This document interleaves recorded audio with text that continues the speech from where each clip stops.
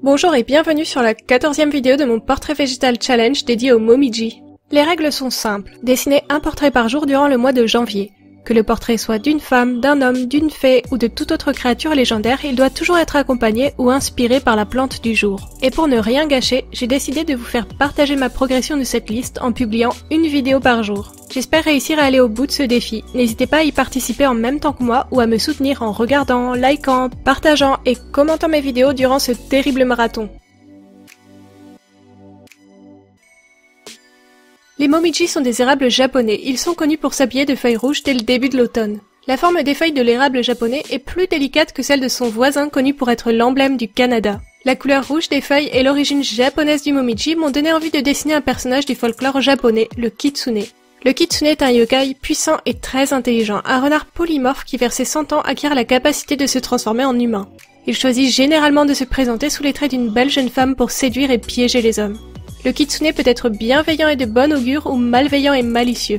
Je vous laisse deviner de quel type est ma petite renarde du jour. Pour ma mise en couleur, j'ai choisi les feutres acryliques de la marque OU. Je les avais déjà comparés au Posca lors d'une précédente vidéo, mais je ne les avais pas encore utilisés sur une si grosse illustration. Contrairement au Posca, l'encre de ces feutres a un rendu très brillant. Ils sont également composés d'une pointe fine qui permet de réaliser des dessins assez précis et d'un réservoir transparent qui nous permet de vérifier où en est notre niveau de peinture. Mon pack de 40 feutres m'a coûté environ 25 €. Il est livré avec des pointes de rechange et il n'existe malheureusement pas de recharge d'encre officielle.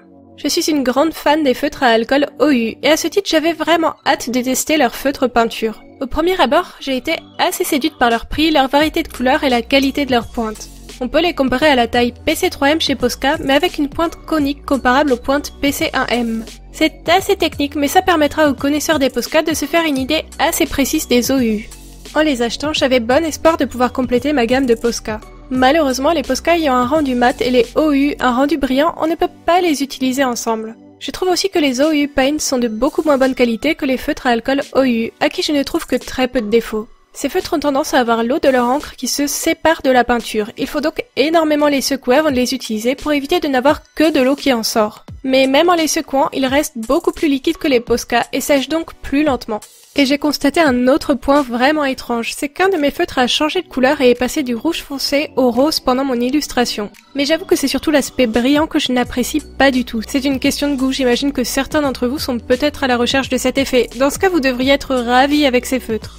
Pour en revenir à mon illustration, j'ai eu beau dessiner sur un format A6, ce dessin m'a pris un temps fou à cause de la taille des pointes de mes feutres. En fait c'est simple, c'est le dessin qui m'a pris le plus de temps depuis le début de mon challenge. J'ai passé 3 heures complètes à le mettre en couleur, ça m'a épuisée et souvent découragée. Je ne suis pas très patiente à la base et je pensais que ce dessin serait plus simple que les derniers que j'avais réalisés avec de la peinture et qu'il me ferait office de pause détente. Je me trompais complètement. Malgré ça, je crois que j'apprécie quand même beaucoup ce dessin. J'aime surtout le petit côté malicieux qui s'en dégage et l'harmonie des couleurs. En même temps, le rouge est ma couleur favorite, alors forcément je ne pouvais qu'apprécier.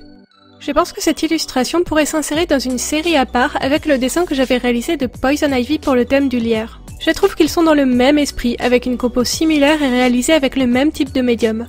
D'ailleurs, je suis presque à la moitié de mon challenge maintenant et j'ai déjà utilisé le numérique avec Procreate, de l'acrylique, de l'encre acrylique, de l'aquarelle, de l'encre aquarelle, des crayons de couleur aquarellables, des feutres aquarellables, des feutres peinture, de l'encre de Chine et des feutres à alcool. Et je serais assez curieuse de savoir quel est pour l'instant le médium que vous avez préféré me voir utiliser.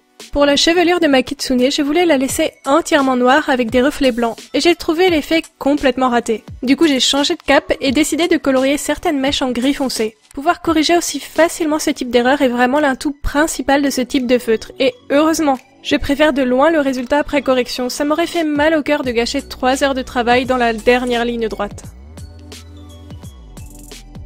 Merci d'avoir regardé cette vidéo jusqu'au bout. J'attends vos commentaires et abonnez-vous, likez, partagez, parlez-en à vos amis et participez avec moi au Portrait Végétal Challenge si vous êtes un dessineux dans l'âme. Et n'oubliez pas d'ajouter le hashtag dédié sur Instagram pour que je voie vos dessins. À demain!